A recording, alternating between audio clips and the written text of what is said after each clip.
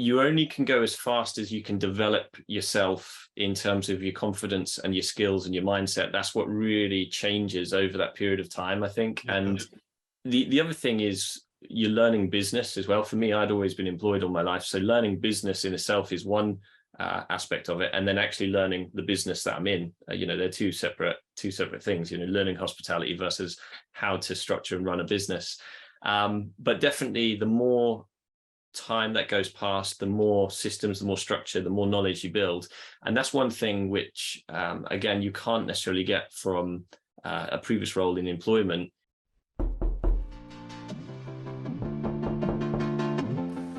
Who's this? Oh, you're an entrepreneur? Oh, you're a real estate investor? Oh, you're trying to learn from those who did it? Well, come into the lab then. Put your white coat on, gloves on, notepad, and let's build, y'all.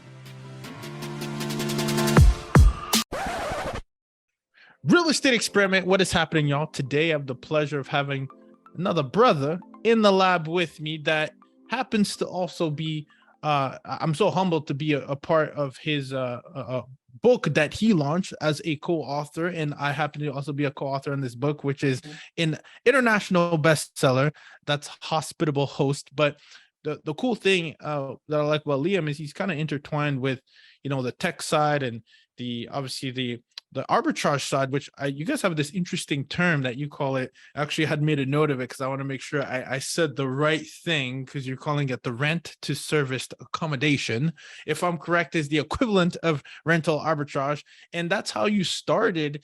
And that's how you've been able to scale. And now you're also working with our good friend, the one and only. So funny because I so often said, I was like, I'll be speaking, I'll be like, yeah, Mark Boosley. And I'm like, oh, that's good branding right there. He's branded his name. It's Mark Simpson, y'all. You already know what it is. And you're collaborating, doing some really cool things with him, coaching and teaching the community how they can enhance their direct bookings. But at the same time, you've built your own empire, which has allowed you to, I love how you said in the book, is it sacked? Is it sacked the boss? You should brand that. Where's the shirt? I'll buy it right now. Sack the boss. Man, what's going on, Liam? Welcome to the lab. How you doing, brother? Thank you for being here, man. That's really excited to be on the show and to have this chat. I know it's been a long time coming, and ever since being two best-selling authors in the book, we've sort of been in each other's world, haven't we? So yeah, I'm excited to do this. For sure, man. I mean, look, you touched on this on the book, and I honestly would, not just for self promo, but I'm just proud to be part of this group, Hospitable Hosts. If you're listening, I'm holding on to our book here, and I think Liam's story is interesting because it's one that we can really relate to in chapter 6, and it kind of talks about how you're looking and seeking for these avenues of being able to kind of achieve that financial freedom. And you were you transitioned, right? It's kind of like this thing that happened as you were going through that grind, which all of us can appreciate. And all of us, I think, can appreciate, because I think sometimes we start these careers or we start these business ventures and it's not quite what we thought it would be. And we're kind of looking for something else that will, help us find fulfillment. And the cool thing is you're kind of a living testimony of that. You've been able to kind of go through that and then be able to transition out and do it full time and scale, which is really remarkable. But I want to take a few, I want to go back down memory lane for a little bit and tell like, what's your favorite part about the story of how you kind of got into short-term rentals? Like when you were telling your version, whether it's in the book or whether you're telling peers, or when someone asks you, hey, like, what do you do for a living? Like, what's your favorite part of kind of like the story and the evolving story as you're still living it? Yeah, I mean, for me, it's the mindset shift between doing things which we always set off in life down a path, and how long do you keep doing that until you realize it's not working? And we get so far down that path where, going to a 9-to-5 job, doing the things that you think you're meant to do to try and, build a household, start a family and doing all that stuff. And how far do you go down it until you realize that you're just not enjoying it? And for me, every time somebody says, would you ever go back? Would you ever go back to that 9-to-5 role?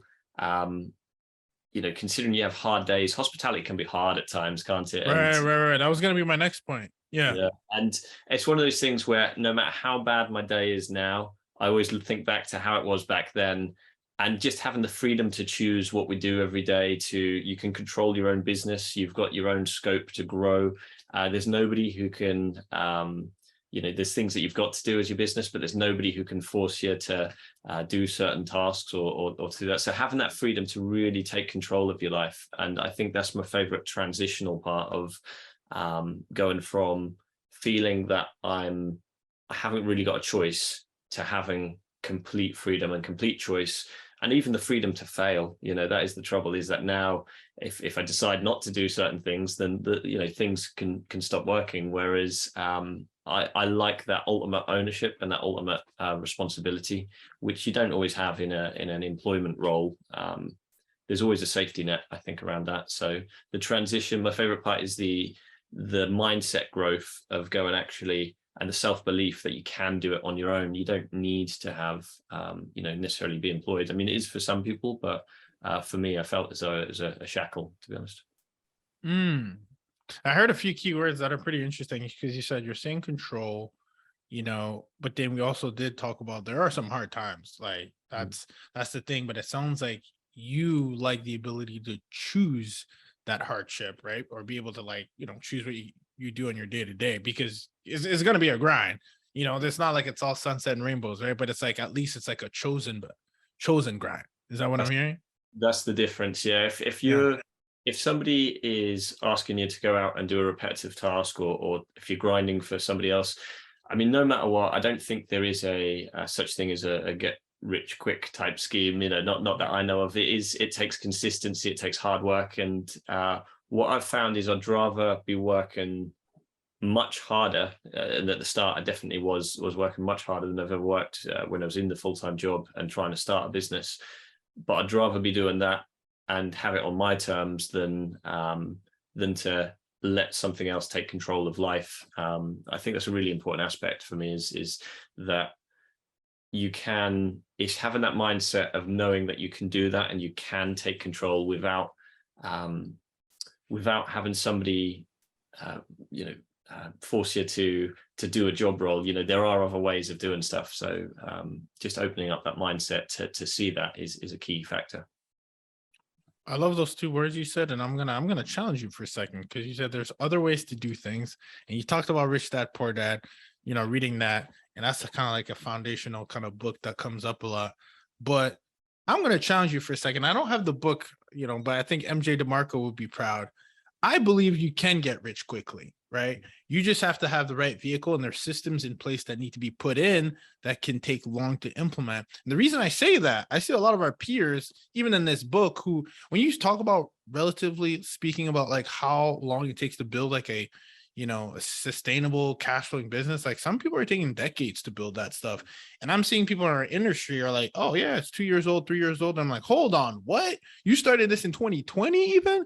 So it's interesting, and I want to go there because I think you're a perfect example of kind of that's that quick scale. But again, there is things that do need to come into place that you need to implement. So let's talk about that in your world. Like, let's talk about, and I'm gonna need to look at the book every time I say this, because I'm not as familiar with this terminology that I'm like literally getting used to. It's the rent to serviced accommodation. So that comes with a system, right? Like, if we're talking about, well, actually, I'll let you rebuttal on that. Like, do you think I'm bringing up a good point? Can you get rich quick, or am I?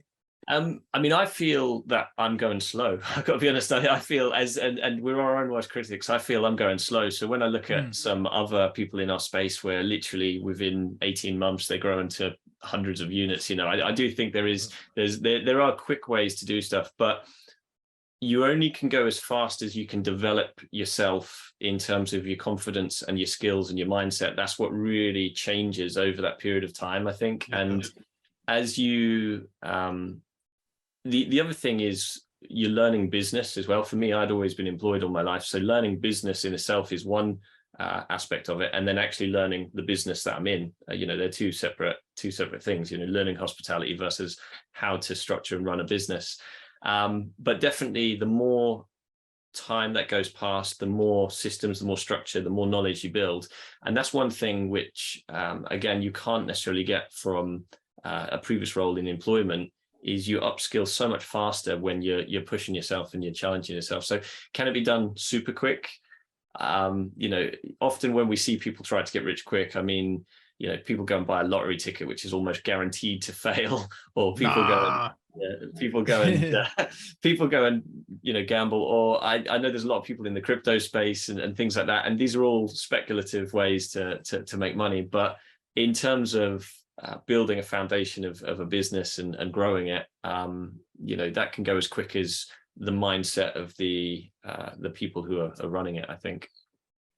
Okay, so the few interesting things here, because it's like we're talking about quick is all relative, right? And it's so funny to hear you say that, like, oh, I feel like I'm going slow, because it's all relative to the mindset that people have in our group that are going fast. Is this that growth mindset and abundance? And so it's so funny to hear you say that I feel like I'm going slow, because when I talk about quick, when you think of traditional real estate and how how much quicker, and this is kind of where I was getting at, I feel like if you're using the right vehicle, or if you're using a vehicle that allows you to scale fast or allows you to move faster, it's almost kind of like literally the word in itself, a motorcycle versus a bicycle or a tricycle or a car.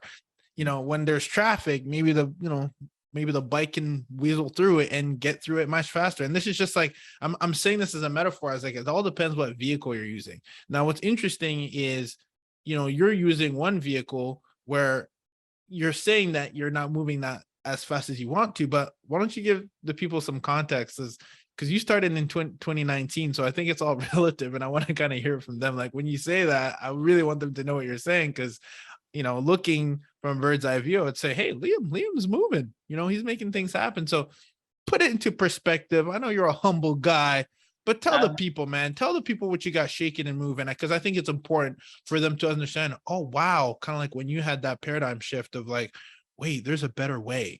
And I think that's important, and sometimes you miss that. So back in 2019, working full-time as a department store manager, I discovered, I got into listening to podcasts, YouTube videos, and really trying to expand the mind. We talked about the books and things like that. And eventually it led me on to real estate, which is a great way to make money. The trouble is I didn't have any money. I didn't have anything to invest in real estate. And going through some of the training sort of videos, and some of the, there's a property training company here in the UK where they've done a free day. And we went there, and they mentioned that's the first time that I'd heard the words rent to rent, which rental arbitrage, but particularly rent to serviced accommodation, because I always thought rent to rent would be what we call a house of multiple occupation, which is where you have people, say 5 people living in one house for a long period of time. But rent to serviced accommodation is basically taking the Airbnb model, the rental arbitrage model, combining it, and particularly for serviced accommodation, it's not always aimed at tourists. It can be aimed at more contractors, and really serviced accommodation is exactly that. It's accommodation instead of a hotel that somebody can go and stay in, and have the key services, things like electric, internet, the basic comforts of home, but instead they've got their own kitchen to cook in, and they've got their own space to chill out in. And going there and listening to this concept that I'd never heard of, I was just like, well, that's it. I've always wondered, what is the vehicle, as you've just described it, that I could use? I knew there was a vehicle, I just didn't know what it was. And as soon as I heard this vehicle, and the idea that I could go out there, talk to landlords who would lend me their property for a fixed amount per month, and where I'd then be able to put it onto the online portals and be able to make the difference between the cost of the rent, the bills, to the cost of the income from letting it out for the short term. And I really dived into that in a big way. And there's a great book, by Grant Cardone, and it talks about being absolutely obsessed, and I be obsessed or be average. Exactly that. Be obsessed or be average. And I got obsessed. Literally, I would be listening to podcasts in the car. I'd be researching rent to serviced accommodation. I reached out to loads of people. So this is where they say your network is your net worth. And we've just talked about being a part of a community which is growing fast. And I reached out to the people who were already doing this, and I got lucky. One of them was a few steps ahead of me, and she offered, for a fee, of course, I do believe in investing in people's skills. She came down and taught me the ropes of her business. She's based elsewhere in the UK. We actually went out, we talked to agents. She showed me two things. She showed me the systems fundamentally, and also she actually showed me how resilient you need to be to actually go out there and get a deal. You can't just accept the first no's. I think we got told no when we were going into letting agents and real estate dealers. I got told no about 50 times, and then eventually we got our first yes. And all you need. Let's say that one more time for the people in the back. 50 no's, and that's so important because I don't think we're well trained for rejection, right? No. So one thing that I think helps with rejection is they're rejecting the offer. They're not rejecting you as a person. It's not reflecting on, it doesn't mean we're any less of a person. They're rejecting the offer that you're putting in front of them at that time, because of usually two reasons. They don't trust you. They don't think it'll work. So they don't trust the offer, or they don't trust you. One of those two usually, or they don't know how, and we've not explained it well enough.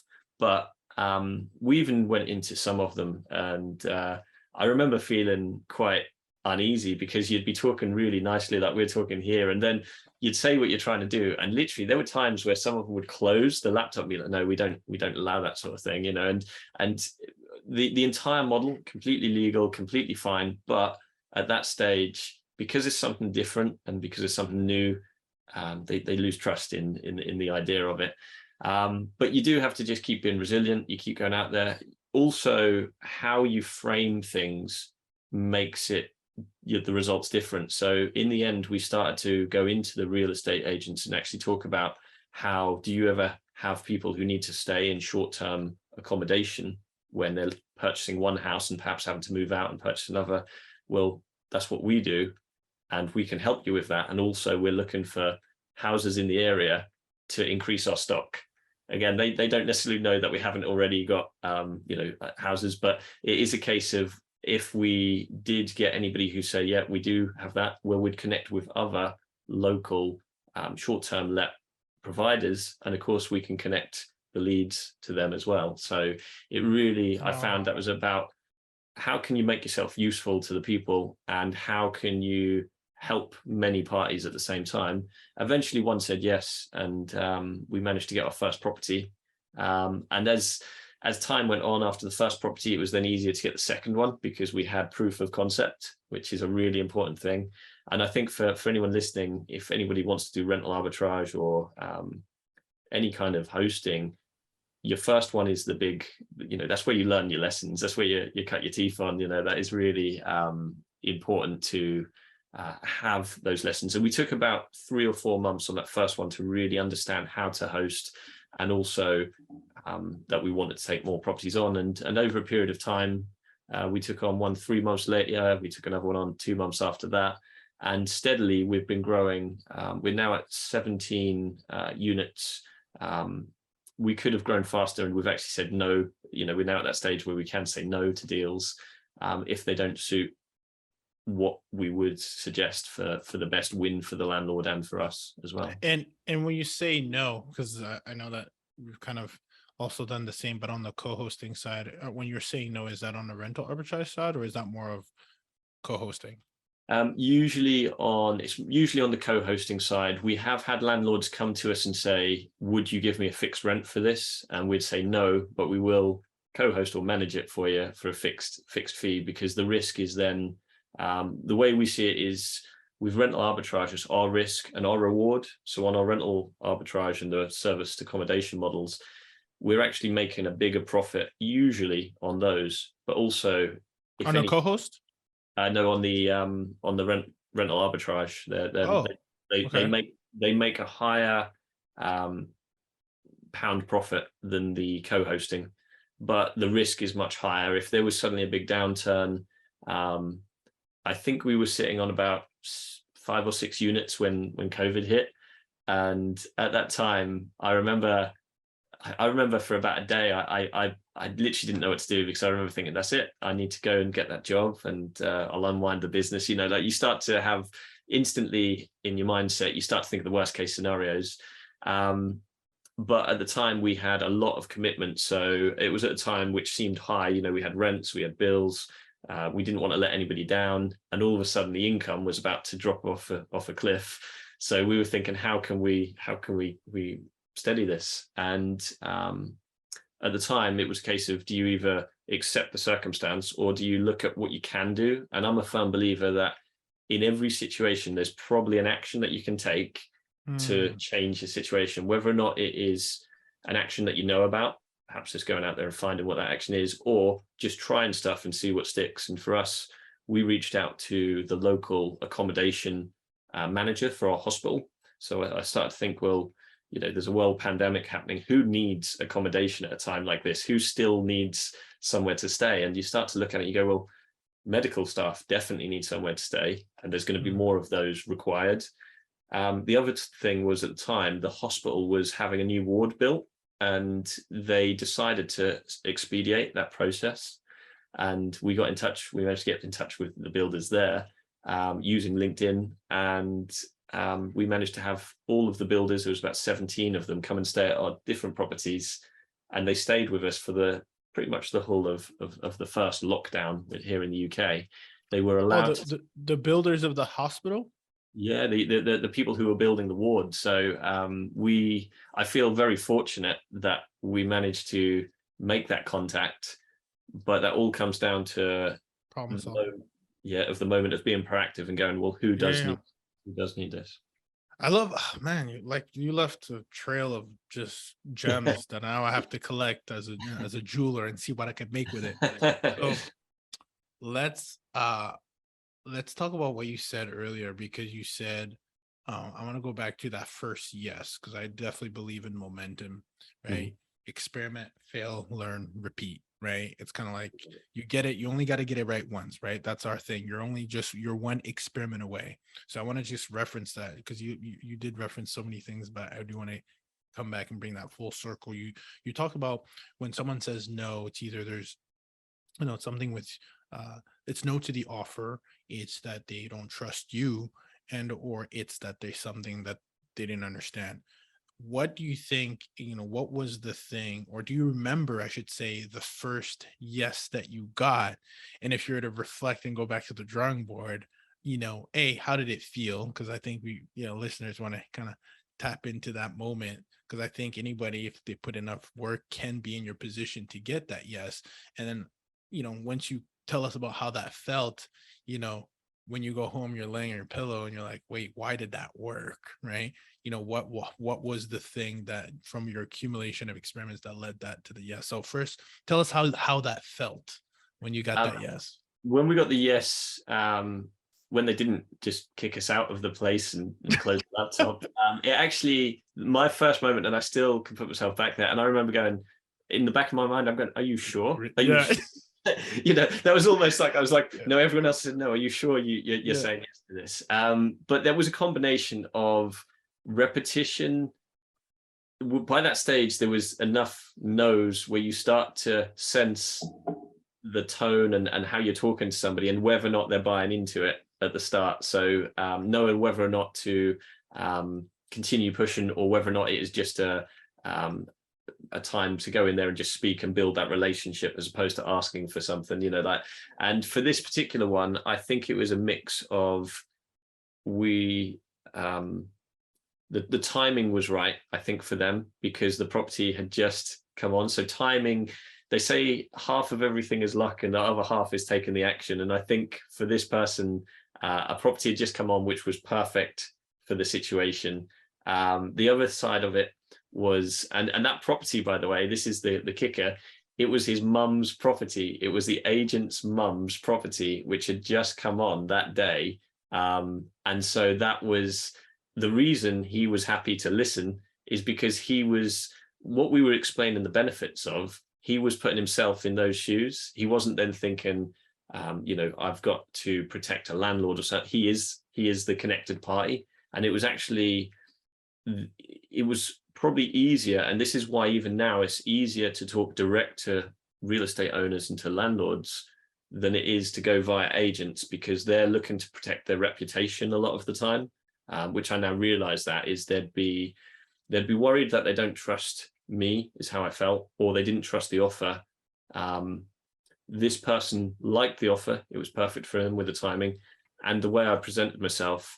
And I'd say this for anyone listening, is just present yourself well. I mean, I did go in there smartly dressed, not overdressed, but talking clearly, really sure on my answers, and very positive that it was going to work for them. Because if I didn't believe in it, neither would they. So even as I was talking, I remember saying that we look after people who are coming to work in the area. And I had to put myself in that mindset of 6 months in the future of when I have got a place and I am bringing people to the area to come and stay.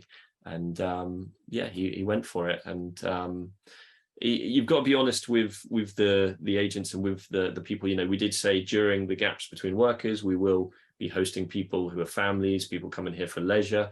And part of this was like self-fulfilling prophecy, because we'd done the research, we'd met the agent and got a yes. And now that's exactly what that property still today does, which is has workers in the majority of the time and has gaps where we still host people from Airbnb. Experimentation.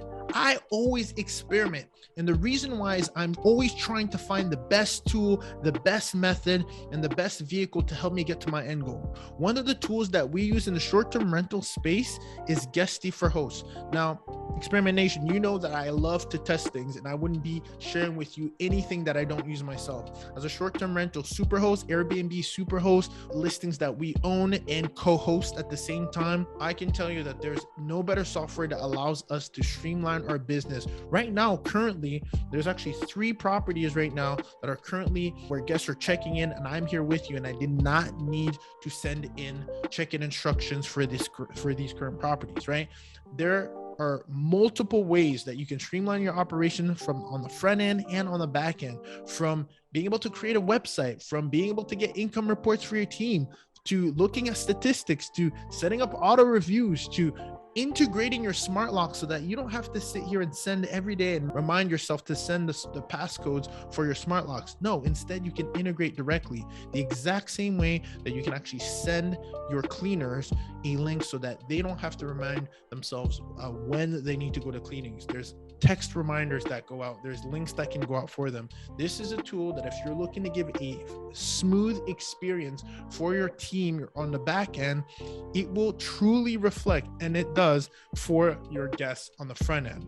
Make sure you go to host.guesty.com and use our unique link. Our unique link will be in our bio, in the show notes. If you're currently watching this, you'll see it right here at the bottom of my screen. Use this unique link so that you can tell Guesty that I sent you. You don't want to miss out on this. You need a PMS, property management software, in your business if you're looking to operate like a super host that you deserve to be, so that your guests can have the best experience that they deserve to have at your properties. Again, that host.guesty.com. Use our unique link that is here on the screen, in the bio, and in the show notes if you're listening to this, guys. Happy hosting. So when you say the agent, just so we're clear, that's you're talking about the gatekeeper that has a relationship with the owner, right? Then you're saying they have to have vetted interest in you, where they believe in Liam and they believe in whoever's in that seat that, hey, you should listen to this guy. Is that what you mean? Yeah, definitely. Being able to have the confidence of the belief in what you're doing, but also they're going to have questions because it's new, and it's actually having canned responses where you know what their objections are going to be and able to handle that. And that isn't even what you're saying, it's how you're handling the objection. You know, if they say, yeah, but what about this? And you're able to handle that objection, it builds trust, and it makes you, in their mind, you're a person of influence in that area, and you know what you're talking about. And that I think is an important thing. All right, I know. Maybe I don't know if you're still in the. Are you still involved in the day-to-day, kind of trying to get more of these listings, or? We've really we've slowed down the rent service accommodation because as you get more of those, the bills go up. You know, the number gets bigger, and at some stage, I've started to look at it and start to become uncomfortable about the, you know, overhead. You're talking about your overhead, right? Exactly. There's more coming in, but there's more going out. So instead, we've concentrated more on the co-hosting, on the management model, and diverse portfolio. Exactly. And even today, I've spoken to owners, investors, and people like that. So yeah, very much involved in the day-to-day. I love it. Because I was gonna say, what is if you're gonna give us a tidbit here, kind of like, we're sitting in the lab, we want like to give some tactical kind of insights. What is the biggest objections that you can think of, maybe it's 1, 2, or 3 that continue to come up that you should be prepared to answer in a way that doesn't necessarily just answer the question like you said, but it answers the deep-rooted concern, right? And I love how you kind of said that. It's like you really need to understand where they're coming from when they're asking that question. Give us some context, because I know that you've done more than at least 50, because you've gotten 50 no's. So what comes to mind first from your experience is the main kind of obstacle that an owner will have? The main obstacles, because we're talking to the letting agents, it is more around what they may have heard, or they may have preconceptions around that model, if they've heard of the model at all. So often it would be, is that legal? Is that legal? Well, yes, it's absolutely legal. It is. It's knowing the rebuttal that you'd have. So yes, it's legal. The way it works is we sign a company lease. We, instead of putting our employees in there, we use other companies' employees to put in there who are staying for short periods of time, and they can't commit to, usually leases are like 6 months, and they can't commit to that 6 months because they might be on a 4-week rotation working at the hospital. So we're that middle person where we will make sure that the rents are paid, we'll make sure that the place is looked after, and we take on ultimate responsibility. And at the same time, we're serving our client as well as making sure that. So we're the middle person. And when they can understand what the vested interest for that end party is for us and for them, and the benefit, they say, well, what if my property doesn't get looked after? That's a common one. And you go, well, when we first go in, we have to take photos, and those photos have got to be very representational of what that client comes to see, whether it's next week, next month, or even next year. Those photos are going to represent that property. So it's in our advantage to keep that property to a good standard, which is reflected in them photos, which suits you as the owner or you as the agent, because then your owner is going to be happy with how you're looking after the property.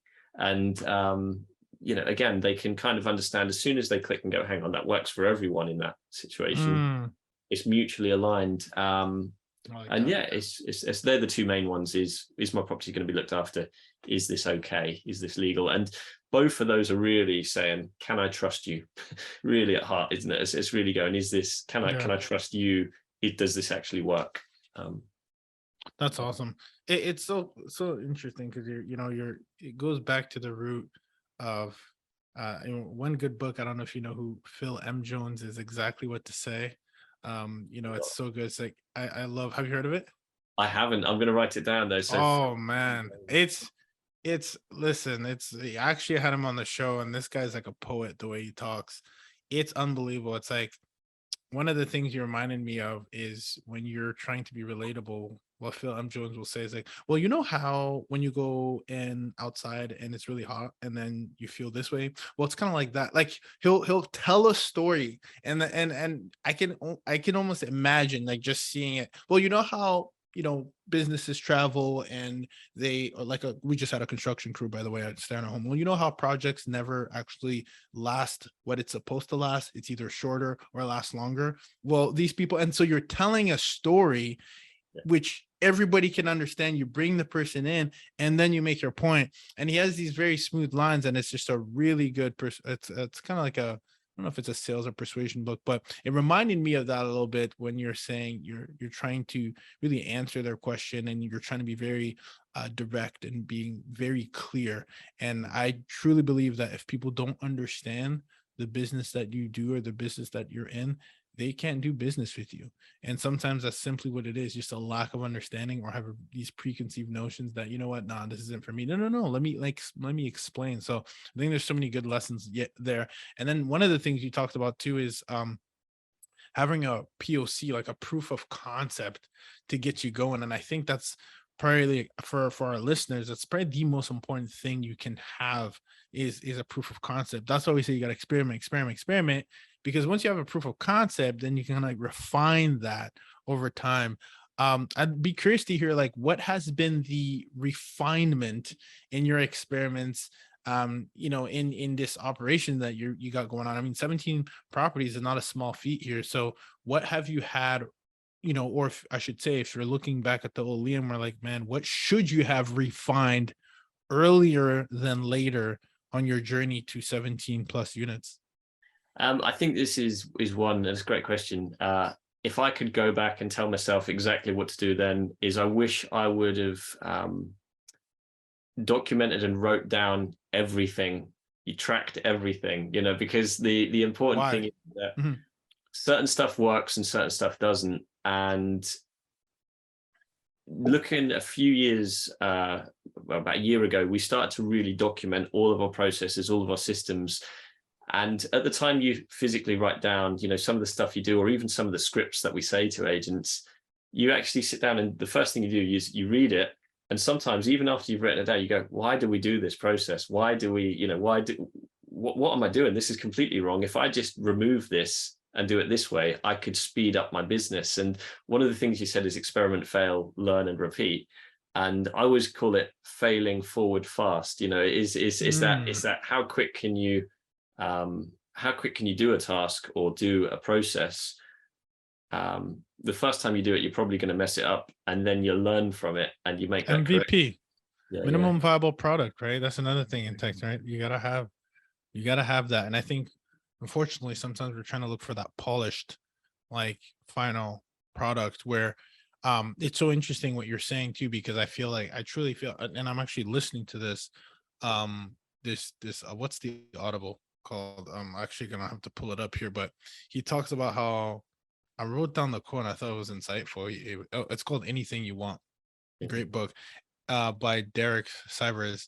And he had created like a CD Baby or something like that. It's a company, I've never heard of it before, but he said like your first business idea, like really, like, it doesn't really make it through because it's just an idea, right? And then it's kind of like get refined over time, and then you get customer feedback, and then you tweak it. And for me, I feel like that's why you gotta just take that first dive. People want to have the perfect plan, perfect business plan, perfect idea. No, like, you got to get going first, and then what will happen along the way, like, you will discover an opportunity that could only have been created with that initial first step, right?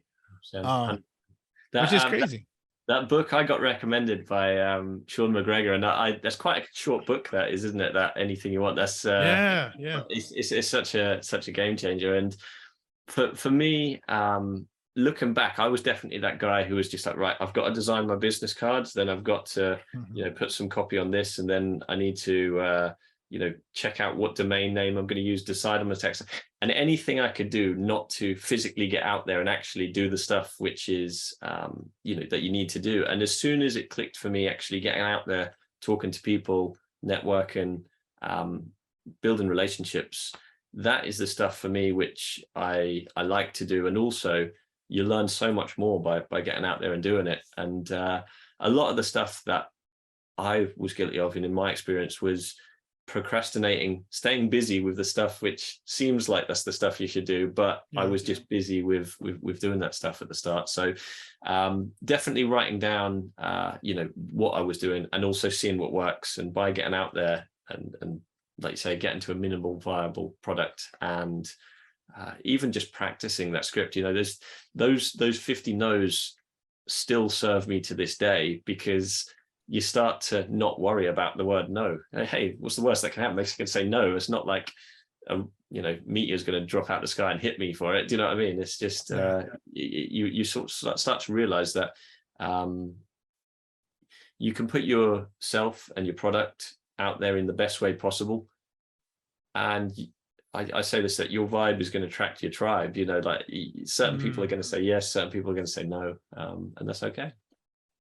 Yeah, it's so good. It's so good what you're saying, and I really like what the documentation is. Kind of it's a good reference point, which helps then, okay, how to move forward for the future, and then expedites that process, which I believe, use the right vehicles and right ingredients, you can fast forward now let's talk about that, because you talked about kind of networking a lot, which I think is key. But you also mentioned this earlier. It was about, investing in yourself, right? And investing into mentors and etc. How critical was that for you? Because I know that that's where you put your money down, etc. But we don't all often talk about it. Be like, oh, you can Google that. Like, okay, how important is it to have to pay to play?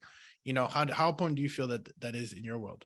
I think I think it's important. It's been important for me. So I guess, it may work for others as well. It's been important for me. So and I think I say this in the chapter in the book, when I paid that mentor, I stuck it on a credit card because I didn't have money to pay a mentor.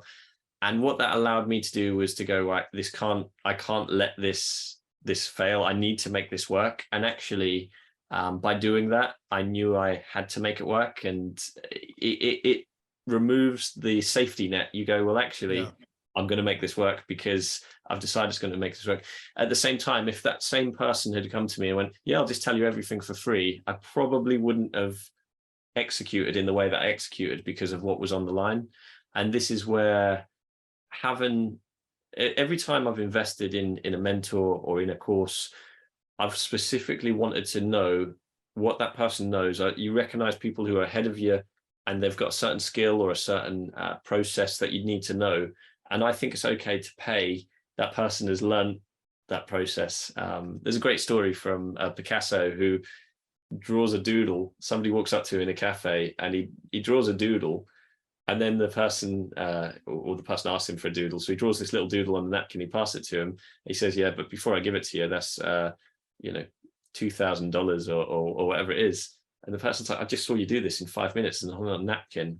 And he says, well, it's not the time it took. It was the process leading up to this point of all the skills and all the knowledge I've learned up to this point.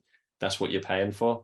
And that's how I feel about when we're paying mentors or people who are ahead of the game. You're not just paying for that one thing. That person is growing themselves over a period of time. So it's fair exchange, in my opinion, that if you're paying and you're getting the bit of knowledge, the bit of magic that you need, or even sometimes if it's just giving you the confidence, if you're seeing how that person holds themselves, how they operate, that's important as well. So for me, I've had quite a few mentors and people who, not even people I've paid, but people I've followed who I'd consider has impacted my journey.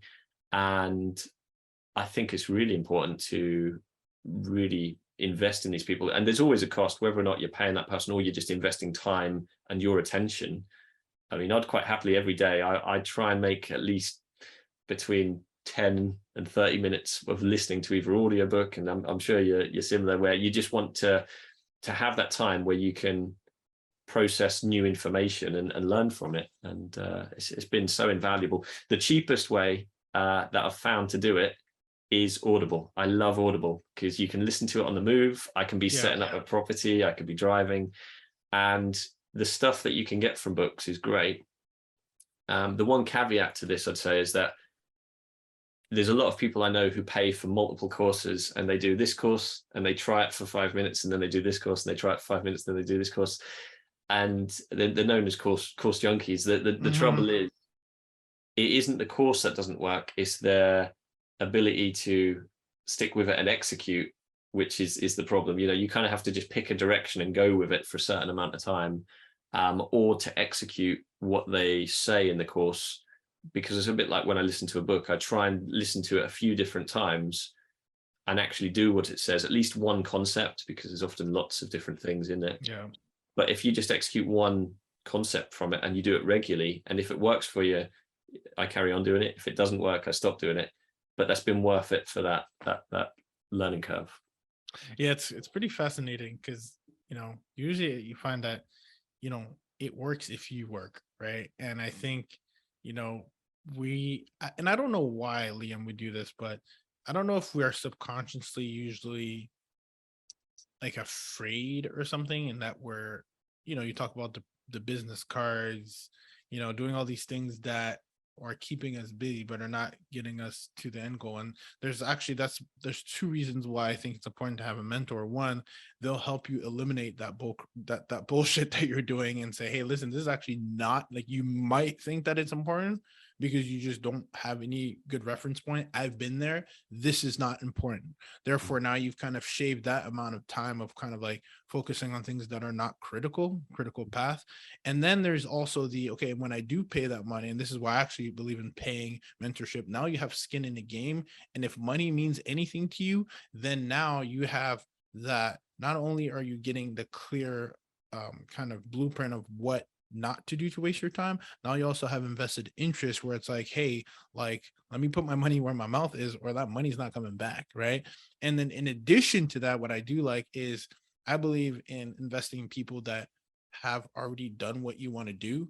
Now, this is very critical because you think the coaching industry and the education industry, I mean, just like, and I don't mean to like, call out like maybe someone who is an MBA professor who never started a business, but I think it's important for you to make that call because a lot of people who are also really good educators who actually maybe haven't done what you want to do. So I think it's really, and that's called the paradox of practice. So you really want to make sure that you're finding someone who's actually done what you want to do, who inspires you, who you feel like you could be like, because then now you have they're giving it to you straight.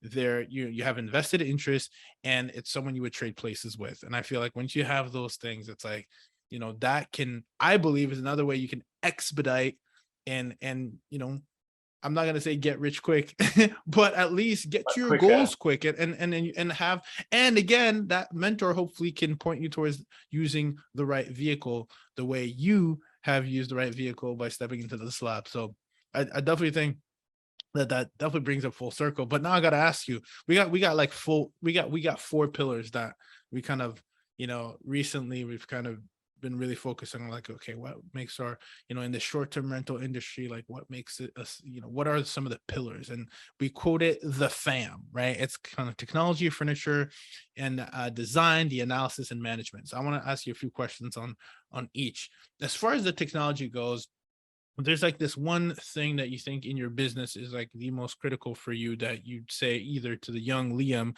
or the one just starting out, if you're in the coaching mentorship for Experiment Nation, and you wanted to give us a little tidbit, what's something that we should be tapping into if you're trying to do what you're trying to accomplish, right? Like in the short-term rental space, the way you've done it, that we ought to have, or is it a huge oversight on the technology pillar? So the technology pillar for me, again, things that have worked for me is just daily small things which speed my day up. So there's not one particular one. I mean, I could go with an easy answer of going like a PMS or cleaning tech, but actually there's a lot of things which just work in every area of your life, and things like LastPass to manage your passwords. That is a major one for me. I used to be that guy who would lose passwords constantly. So I've probably gained about half an hour from each day just having LastPass, which is amazing. Things like Grammarly, which make sure I'm terrible, like pretty much illiterate when it comes down to typing. So things like Grammarly, which will speed up my writing, put my emails so they're coherent and stuff like that. And also, the apps which just allow you to organize your day. So things like Google Calendar, Zapier, depending on, the things which will connect these apps together. And actually, I don't think there's one piece of tech which has really helped me, but it's actually how tech works together and actually makes, and there's certain bits of tech that I've tried in the past where I'm told it'll work for me, like certain organizational tools and things like that. And I actually found that I was having to concentrate on using it, and it was slowing my day down. And at that stage, you just go, hang on, the whole point I'm trying to get this is to speed things up. So the tech which really helps me is the stuff which just works. Loom is another one. I mean, Loom is, I couldn't live without it. Yeah, that's probably one of my favorites. Yeah. And these little techs, which they don't cost a lot, but it's just the combination of these things which speed up your day. Because the one thing that that we are all run out of is that time aspect. So anything which speeds up the day, and obviously from an organizational point of view, PMSs, there's loads of other big apps which do cost money, but I'd actually say it's them little ones which has helped me the most in every aspect of business and life. Yeah, I would agree with you. It's funny you said Loom. We use Vidyard, which is the exact same concept, and that's how we record all of our SOPs, and that's also how I outreach. Oh, the video. I was going to say that I've used it now, because you passed me that video as the reach out video, and every month we do a video for all of our clients, just to update them on the business. And I've always used Loom with my website in the background, but actually Vidyard is actually probably a better. Oh, nice. Yeah, I tried Loom. I've heard it a lot. I didn't have I don't know why. I didn't love. I mean, it works, right? But I like Vidyard more, and I just kind of that's literally everything that we do: SOPs, email reach outs, follow-ups, and even it's actually a very powerful tool. I'll give you another hack too. You might appreciate this. We built our brand on Instagram, and one thing that I always say to you guys, this still works, is sending an audio message to someone you don't know. They have to click play because it's blue. Guys, the conversion, I need you talk about coaching. I don't know. I need to have a workshop about it. It works like bonkers. It's unbelievable, because you just have to open it. And then if you're a genuine person, which is, I always hear, I'm like, why did you play my message? At first I thought it was spam, and then I listened to it. I'm like, oh, this is a genuine person. And you just tell them, it works every time. So I think any tool to connect with other individuals is also always going to be golden. But that's awesome. Thanks for sharing. Now let's talk about real quick the furnishing and design. Is there any insight that you think is after your core kind of competency sometimes, if I'm correct, in these units is the furniture, right? That's how you're able to furnish it so that you can create a good experience for the guests that are coming in, especially with your model. What's a stay away from, or this is what we have in every unit that comes to mind first? So I would say that the key thing for us is really thinking about who's coming to stay before they come and stay. And there's something which on the first units we didn't get, but if we've got a unit which is going to be for couples, then is putting in the stuff which you'd expect, so that the cool gadgets, the Instagrammable sort of features, Instagrammable walls and things like that.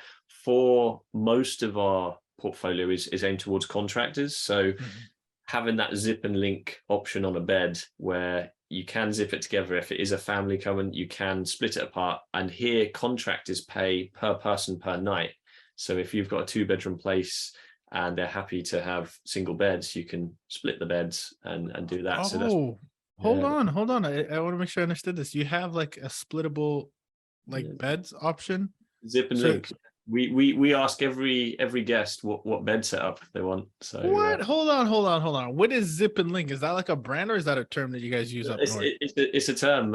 So zip and link. The idea is 2 single beds with a zip, which literally connects the mattresses together, so you don't fall down the hole in the middle. And you can get zip and link duvets, and you can get all sorts. We still use. Yeah. No way. All right, yeah. You got a link for us to check this out, or do we just type in zip and link in Google? We use there's a few. There's Divan Center here at divancenter.co.uk, or I can't remember. There's another one which I'll give you. But these are traditional divan beds, but the difference is they zip together, and the divan they kind of drop down a bit of metal which connects them together, so you can't.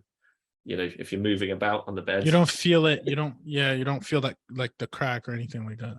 No, exactly. You don't. Because there's actually a funny topic, and my fiance is gonna get a kick out of this if she listens to the episode. She had a roommate that had moved out in college, and so we had 2 single beds that we then had put together into to form a queen. But we used to have to stuff the middle so that you didn't feel the crack in the middle. And not only that, if the beds would move for whatever reason, that gap would open up and people would fall down the middle, whereas that doesn't happen with zip and links. And they've been really useful. It's something that we use in a lot of our units, and it's quite popular here in the UK, serving the working market, it's pretty much an essential. And the idea is that you would have it actually like based on who's checking in, you either zip it or you would, we provide a like digital kind of link to every guest, and the first thing it says is the address, and then it says bed setup. You have a choice between, we'll set it up as standard as this, but if you let us know at least 24 hours beforehand, we can set it up as this instead. So if you're a family traveling with 2 kids, and instead of 2 king size beds, you'd split it into 2 singles and then have the king size bed in the other bedroom. It makes it very easy to host a lot more people.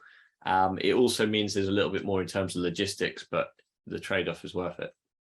I love it. Wow. Let's the pillar of analysis real quick. So obviously you're very strategic into which properties you go after. What's been the biggest key takeaway, in your niched business of what you go after and the analysis that happens before you even make it to a meeting or a phone conversation with someone, a property owner?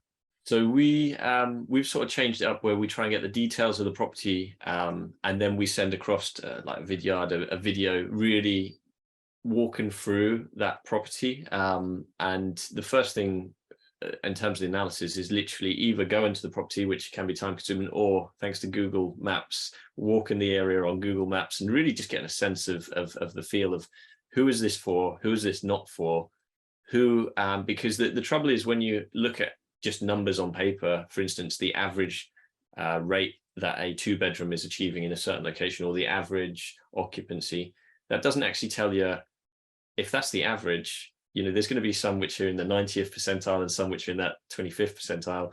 Right. So really the difference is walking the area and then looking at the ones which are the top percentile and going, what aspects of that does this property have? Can this property be in that top percentile? Because just having properties which, a lot of properties work for what we do, a lot of properties work, but they work to a degree, and they work to a degree where we'd be working very hard if we took on every single property, and it would be making some money for the owner, but not, they wouldn't be over impressed. We are working hard for a small amount of profit. So it's really about finding the ones which are a couple of key things: 15 minutes from the reason that the guest is staying at most. So if that is working, then perhaps near the hospital or the university, or if it's for leisure within the city centre, or if it's near, we've got an area of an outstanding beauty nearby, so it's got to be close to that. So it's got to be close to the reason for the guest is staying. And other than that, the quality's got to be good, and that's pretty much the only two aspects now that we go for. We used to have a lot more. We're actually, as long as it suits those two and it'll work for the guest, us and the owner, then we're happy. And Liam, do you look at the property then come up with an avatar, or do you define your avatar then look for the property?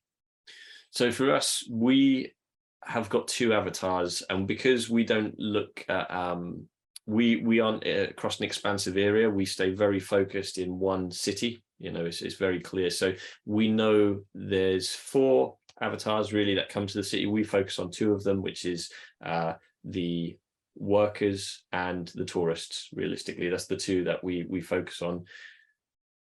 Fortunately, the other 2 are the ones which are staying for longer reasons, between homes, insurance jobs, if something's happened where they need to relocate for a brief period of time. The other one is families who are coming back to this area to see other families. And fortunately, the workers, the contractors, stay in the same homes as the families, really, because of that zip and link that I talked about. Those can interchange. So as long as we're focusing really on, is it more perfect for workers? Is it more perfect for tourists? That's the really 2 that we go after. But I've found that we don't want to limit the amount of people sending us properties. So we go networking once a month, a big sort of real estate meeting here. And we just say, just send us through whatever you've got, just send it through to us, because at least that'll give us the chance to see what sort of properties are available. And also, it's part of the fun, isn't it? We might get sent something which we might not normally go for. We've got a shepherd's hut, which we wouldn't have gone for if it wasn't for somebody sending through one of these leads. And you go, okay, let's give it a try. Let's either fail fast at it, or it could work. And it's a cool way to expand. That's really cool, man.